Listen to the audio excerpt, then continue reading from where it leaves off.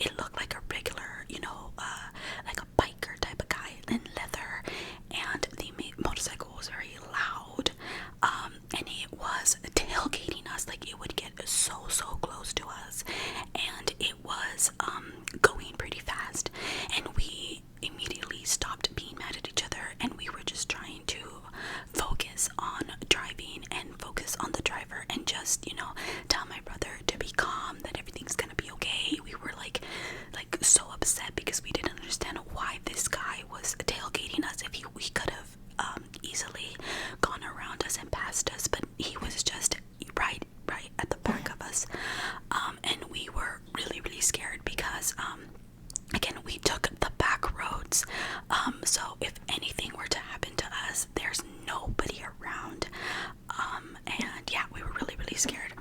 So while this was happening, all of that, like, anger that we had, all the name calling that we were doing, kind of just like went away. We got over it, and we just wanted to get to my grandparents' house safe, and from like 1 second to the next, the guy was gone.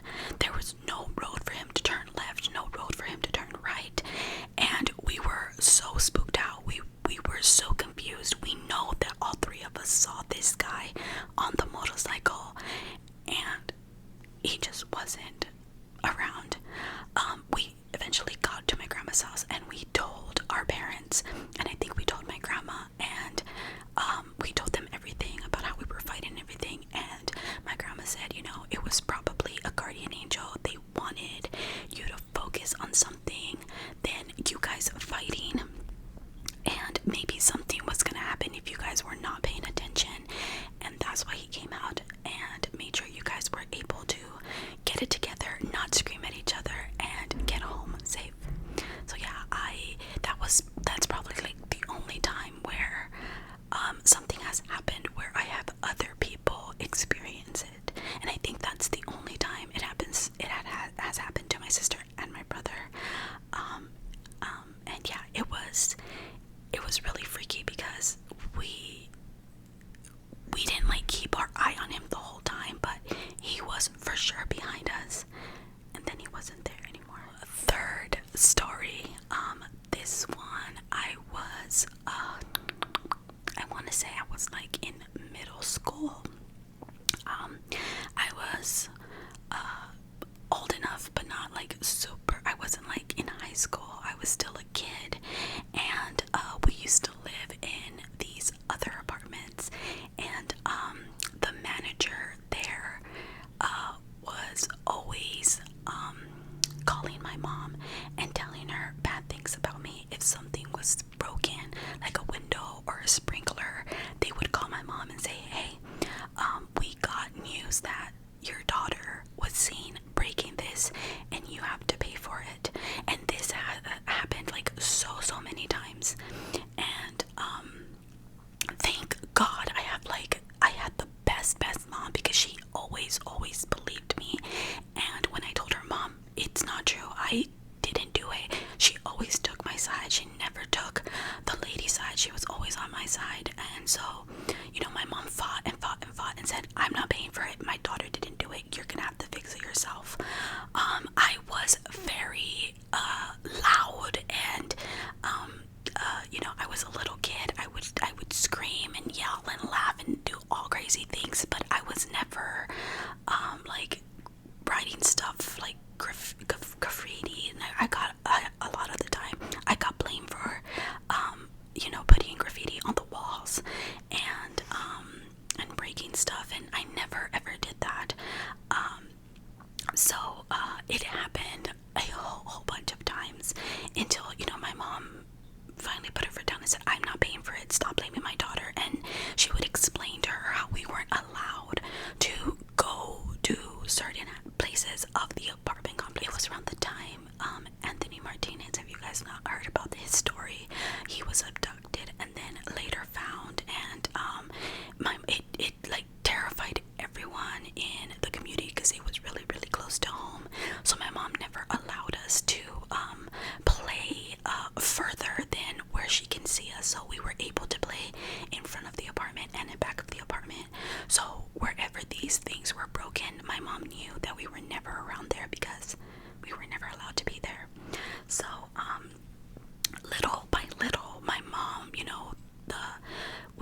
she started getting a little bit more okay with letting us go a little bit further. So we were able or allowed to go to the park. And one day I was playing in the basketball court with two guy friends and a girlfriend. Me and the girlfriend were sitting down, and the two guys were playing basketball. And the basketball court was right in front of the maintenance office. And the guys were being loud and cursing and doing all these crazy things because they were playing basketball. They were being competitive. And the manager comes out and she screams at me, and she's telling me, I'm gonna call your mom. I'm gonna tell her that you're cursing and you're using this really bad language, and that you're not supposed to be here because you told me you're not allowed to be at the park. I'm gonna call her right now and tell her. And I had my friends telling me it wasn't her. She hasn't been saying anything. It's us. She's like, no. I know it's her. I know it's her. I know what she sounds like. I know she has a bad mouth. So this happened a lot with this lady. She just for some reason did not like me and always blamed me for everything that happened. Eventually we were told that she got another job and she was not working there. And this happened like months and months and months. She had not been working there. So one day I was in my room, and we had bunk beds at the time, and I don't remember if I was going up to my bed or coming down from my bed, but one way or the other I fell. And when I fell, the one image that I had in my head was the lady, the manager, on the floor. And it was a public place. I remember there being like stores and like parked cars in front of the store, and she was like in the street on the ground. And I thought it was so weird that like flashed in my head. So I immediately went and I told my mom, and she's like, yeah, that's really, really strange. Like it just came and went. And I was like, yeah, I just thought about it and then it just went away. So we didn't think about it after that. And then a few days later, my mom calls me and she's like, hey, I just got a call from your cousin, and she told me that her husband found out that the old manager passed away. And she's like, but the crazy thing about it is they found her on the street. She had a heart attack and she didn't make it. So we were both very, very shocked, because I literally had a vision of her on the street. We were both really confused as to how she didn't understand how I knew the whole detail before even knowing anything. And the craziest thing about it as well is that the day that I had that vision was the day that she had passed away. So again, I always go to my grandma because she's just really good with talking to me about things like this. And she told me that she probably felt guilty, and when she passed away she thought of me and she wanted me to know that. I don't know if that's true. I don't know why it happened, but it happened and I can't explain it. Okay, so another story that I have. So these are the last two stories that I have for you guys. So these two stories both happen in the same place. We used to live in a trailer at my grandma and grandpa's ranch. It was a trailer, a pretty small trailer. It was 3 bedrooms, and my room was at the very end of the trailer, and the kitchen and the living room were at the very front of the trailer.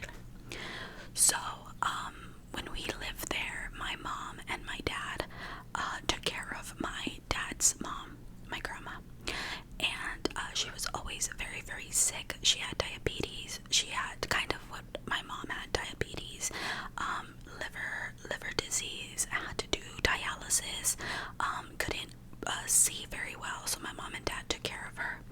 And she used to sleep in my brother's room. They gave her my brother's room when she lived with us, and she always had a very like distinct smell. It wasn't like a perfume and it wasn't like a bad smell, but if I smelled it, I know that it was my grandma. Like had a scent to her.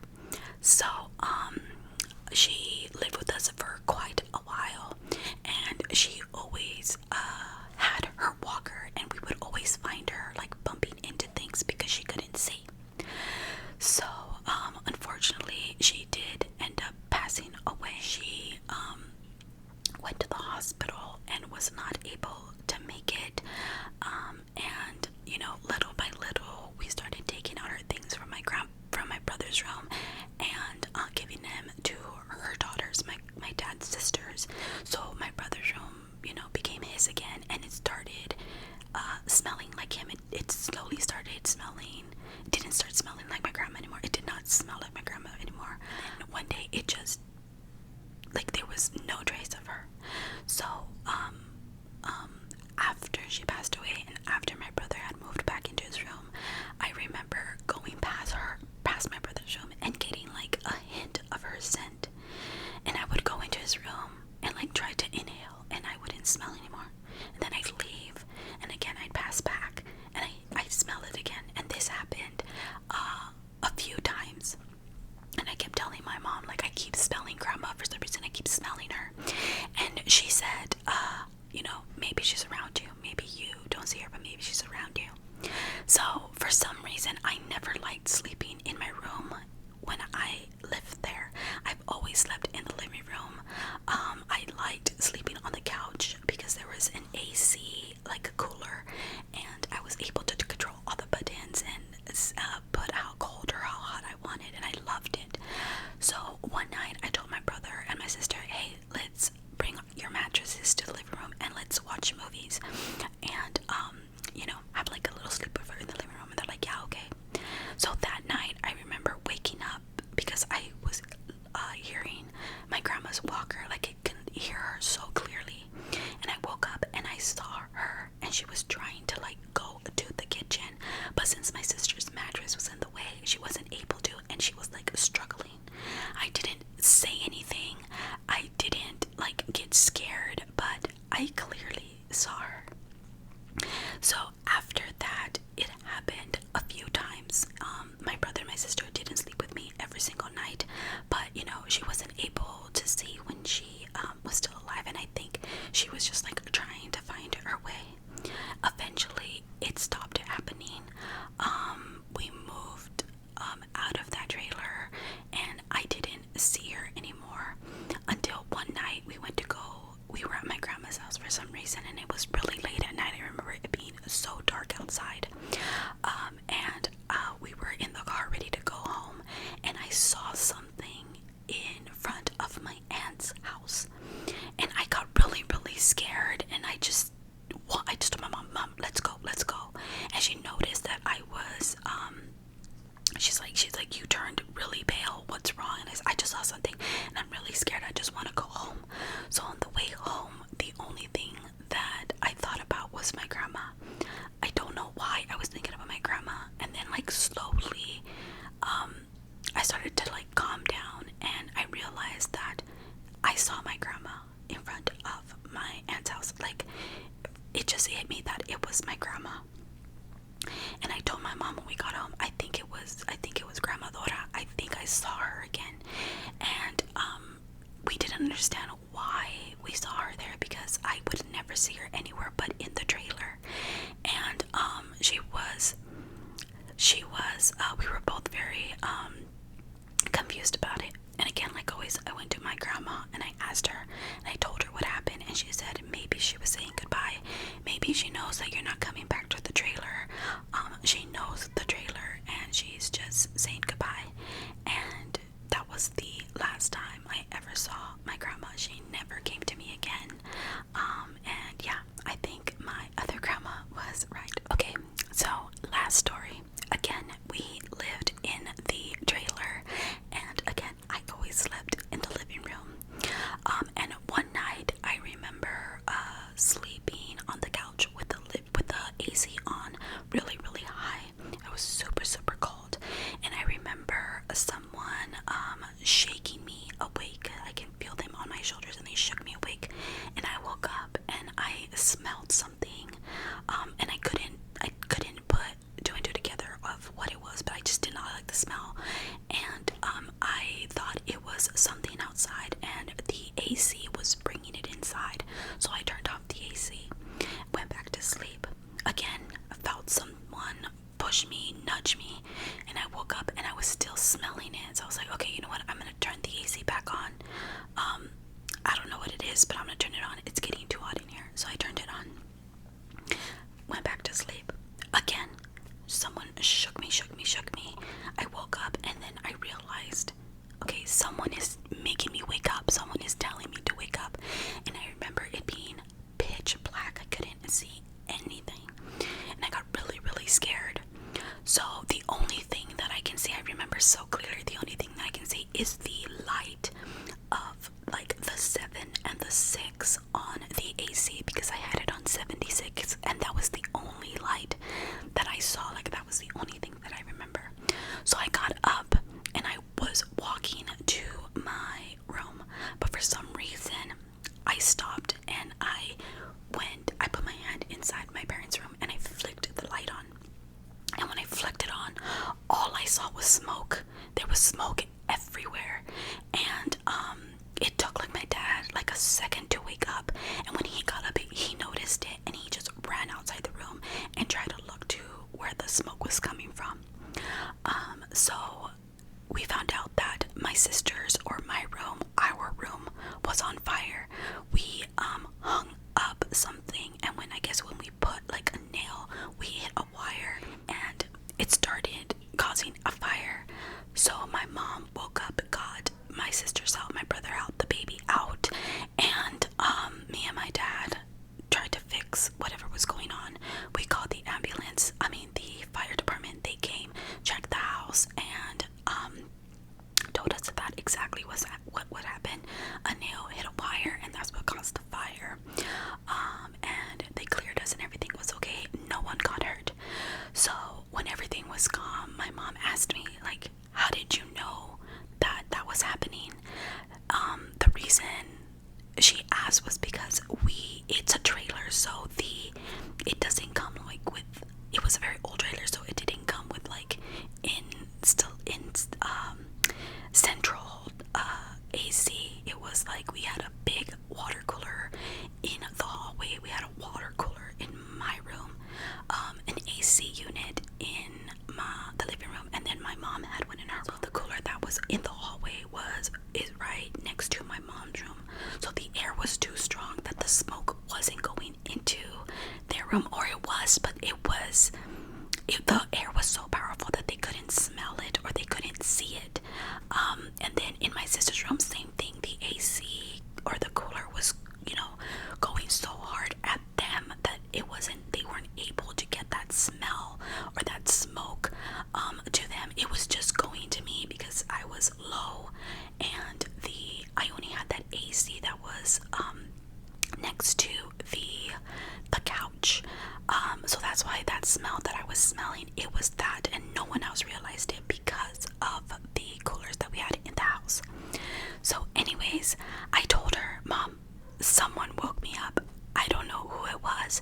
They did it about 3 times and they kept shaking me. I felt them, shake my shoulder to wake up, until finally I woke up and I realized that the house was on fire. Again, went to my grandma and she told me straight out, it was someone that wanted you to alert your sisters, to alert your family, that something was going on. None of you guys were noticing, and this person wanted you to notice that you guys were all in danger.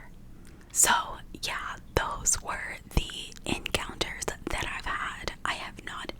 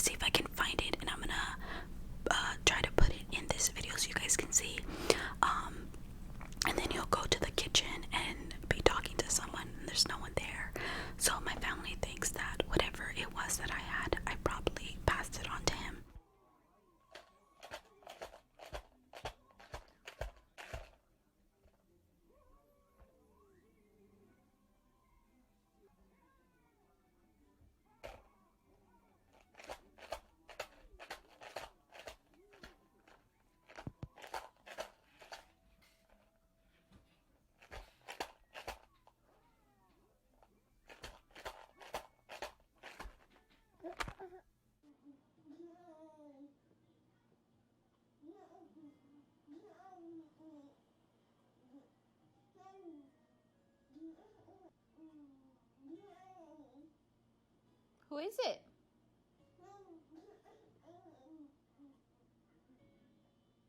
Who is it? I've never really dug too much into it because, again, I'm a dang chicken.